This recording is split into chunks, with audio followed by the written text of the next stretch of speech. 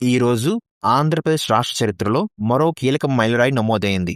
భోగాపురం అల్లూరి సీతారామరాజు అంతర్జాతీయ విమానాశ్రయం అధికారికంగా ప్రారంభమైంది. ఈ అంతర్జాతీయ విమానాశ్రయాన్ని భారత ప్రధానమంత్రి శ్రీ నరేంద్ర మోదీ గారు ప్రారంభించారు. ఈ కార్యక్రమంలో కేంద్ర పౌర విమానశాఖ మంత్రి రామ్మోహన్ నాయుడు, ఆంధ్రప్రదేశ్ గవర్నర్ అబ్దుల్ నాజిర్, గోవా గవర్నర్ పూసపాటి అశోక్ గజపతిరాజు, ముఖ్యమంత్రి నారా చంద్రబాబు నాయుడు, ఉప ముఖ్యమంత్రి పవన్ కళ్యాణ్, ఐటీ మంత్రి నారా లోకేష్, అలాగే పలువురు ప్రజాప్రతినిధులు, అధికారులు పాల్గొన్నారు.